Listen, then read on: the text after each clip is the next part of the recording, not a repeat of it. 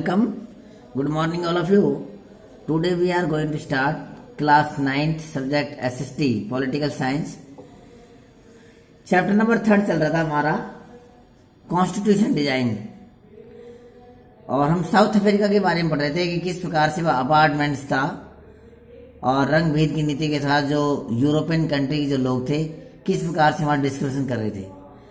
Today we discuss towards a new constitution. आज हम पढ़ेंगे टुवर्ड्स ए न्यू कॉन्स्टिट्यूशन, अर्थात एक नए संविधान की ओर.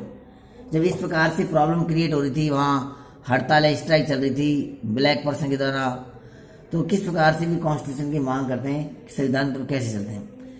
As the protest and the struggle against apartment had the increasing, the government realise that they could no longer keep to black under. जब इस प्रकार से ब्लैक पर्सन के द्वारा जो गोरे लोग थे वाइट पर्सन के विरोध में स्ट्रगल कर रहे थे, और ना, तो इस प्रकार से बढ़ते हुए गवर्नमेंट ने देखा, गोरे लोगों ने देखा कि ये जो है ना, उनकी सरकार लंबे समय तक नहीं चल सकती. Under their rule thrown the represents the right reason change its policy. तो राइट रीजन्स जो है, जो गोरे लोग श्वेत लोगों ने अपनी कुछ नीतियों को चेंजिंग किया. Discriminationary laws were the repeat ban on the political parties and the restriction on the media were limited. क्या किया, अब पॉलिटिकल पार्टीज को देगा, कुछ अधिकार देगा, ताकि वे उसके ऊपर ना प्रतिबंध लगा दिया कि गोरे लोगों के साथ में और जो ऐसे लोगों के साथ जो हो रहा है ना, उसमें कुछ बदलाव शुरू किया. भेदभाव करने वाले कानून ना वापस ले लिया गया, और राजनीतिक दलों पर प्रतिबंध और मीडिया पर लगी पाबंदी उठा ली गई. After 28 years of the imprisonment the Nelson Mandela work out of the jail as the free man. अब जो 28 वर्ष तक जेल में जो कैद रखने वाले थे नेल्सन मंडेला, उसको आज़ादी कर दी गई. At the midnight of the 26 अप्रैल 1944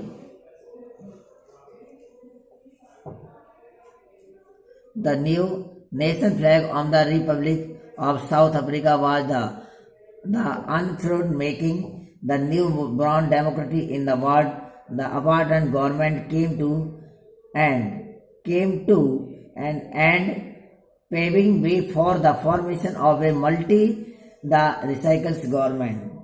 कहते हैं कि आखिरकार 26 अप्रैल 1994 की मध्य रात्रि को दक्षिण अफ्रीका का इथागन एक गणराज्य का नया झंडा लहराया, और यह दुनिया का एक ऐसा लोकतांत्रिक देश बन गया कि रंग भेद वाली शासन व्यवस्था समाप्त हुई और सभी नस्ल के लोगों को मिली जुली सरकार के गठन का क्या है, एक वे बना, एक रास्ता बना.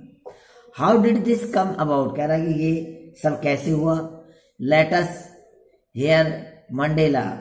कह रहा आइए इस असाधारण बदलाव के लिए हम दक्षिण अफ्रीका के रहने वाले जो राष्ट्रपति है ना, मंडेला वगैरह, the first president of the new south America on this extraordinary the transition. तो दक्षिण अफ्रीका के पहले जो राष्ट्रपति बने नेल्सन मंडेला, उससे मुंह से ये जाने कि हाँ क्या से क्या कहना चाहिए. जैसे उसने कहा था, साउथ अफ्रीका के जो प्रेसिडेंट थे फर्स्ट नेल्सन मंडेला ने कहा था कि historical enemies succeed in the negotiating a peaceful transaction from the apartment to the democracy exactly because we were the prepared to the expect the inherent capacity for the goodness in the other. My wish is that South African never give up on the behalf in the godness, that they Christian that the faith in the human being is the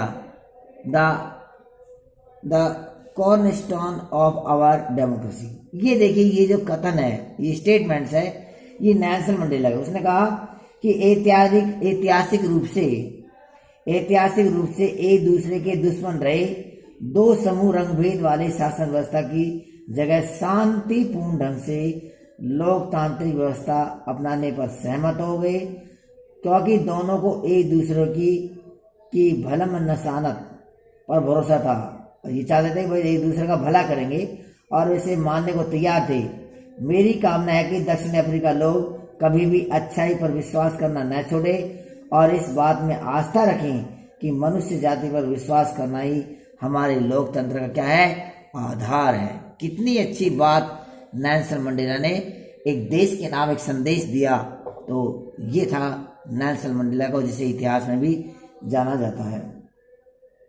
after the embrace of the new democratic South Africa, black leaders appeals to the fellow black to the forgive to white for the atrocities they had committed while in the power.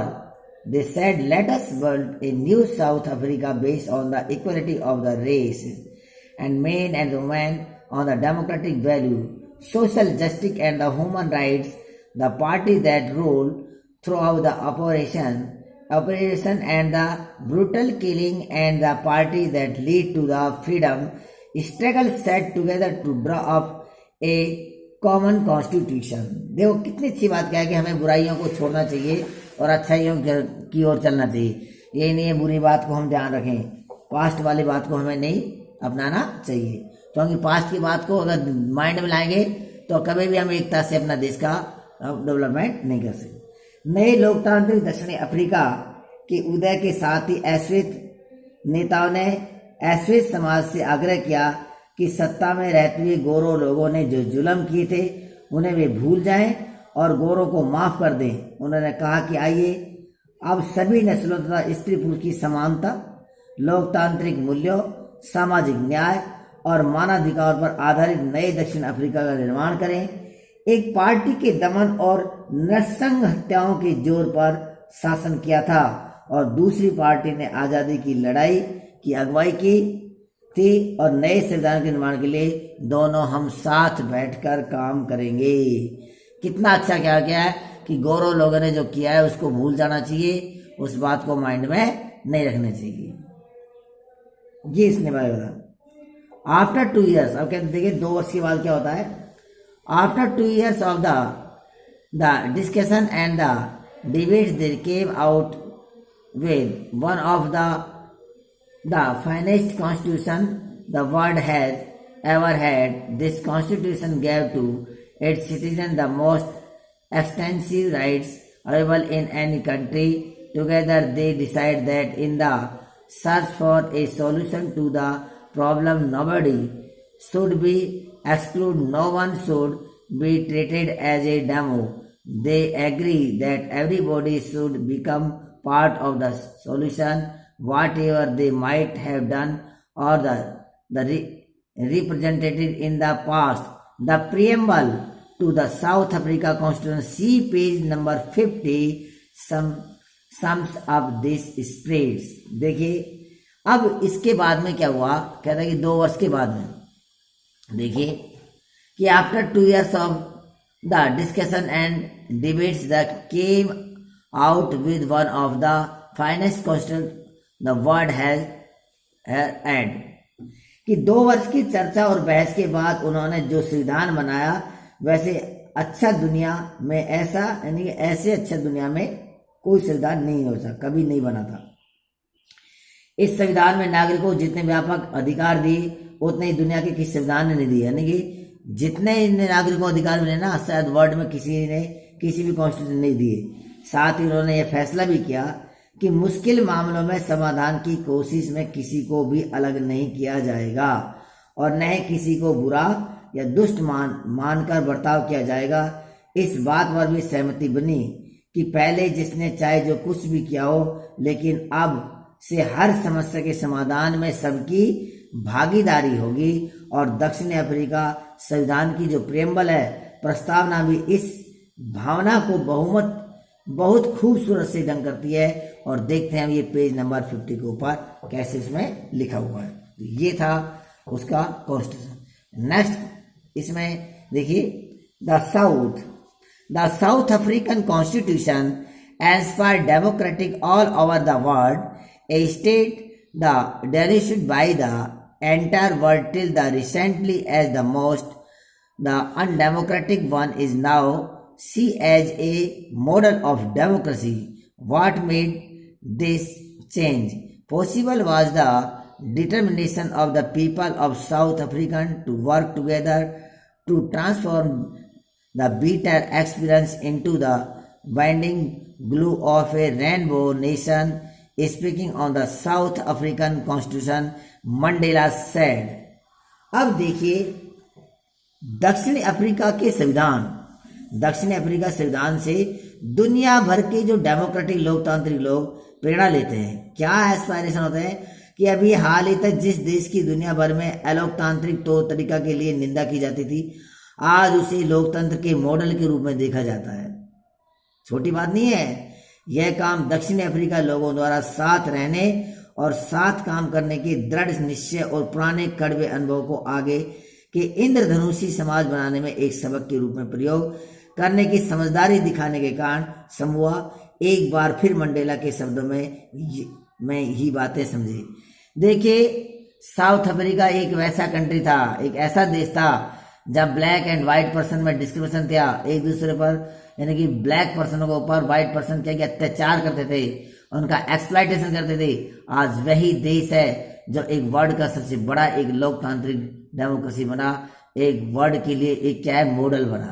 छोटी बात नहीं है कैसे उसने अपने आप को समझदारी किया और अपने आप को एक डेमोक्रेटिक कंट्री रूप में चेंज किया। देखा नेल्सन मंडेला क्या कह रहा है, कितना अच्छा कोटेशन है नेल्सन मंडेला का। The constitution of south Africa speaks of both the past and the future. On the one hand, it is a Solomon Pact in which we as South African declare to one another that we shall never permit a repetition of our recent, brutal and the repressive past, but it is more than that. It is also a charter for the transformation of our country into one which is the truly shared by all its people, a country which is the fullest sense belongs to all of us, black and whites, women and men. कितनी अच्छी बात बताई इसने Nelson Mandela ने। उसने कहा दक्षिणी Africa का संविधान इतिहास और भविष्य दोनों की बात करता है, हिस्ट्री की करता है ना, पास्ट एंड फ्यूचर। जो दक्षिण अफ्रीका का जो कॉन्स्टिट्यूशन है वे दोनों की बात करता है, हिस्ट्री और फ्यूचर की बात करता है। एक तरफ तो यह एक पवित्र समझौता था, कहना ना, on the one hand it is a solemn pact, पवित्र समझौता कि दक्षिण अफ्रीका के रूप में एक दूसरे से यह वादा करते हैं कि हम अपने रंग भेदी क्रूरता और दमनकारी इतिहास को फिर से दोहराने की अनुमति नहीं देंगे। अर्थात हम ऐसा कभी भी नहीं होने देंगे जैसा ब्लैक पर्सन के ऊपर व्हाइट पर्सन ने किया था, ऐसा हम कभी भी नहीं होने देंगे। पर बात इतनी ही नहीं है, यह अपने देश को इसके सभी लोगों द्वारा वास्तविक अर्थों में साझा करने की घोषणा भी है। श्वेत और अश्वेत, स्त्री और पुरुष, यह देश पूर्ण से हम सभी का है। कितनी अच्छी बात कर रहा है कि a country which in the fullest sense belong to all us, black and white, women and men.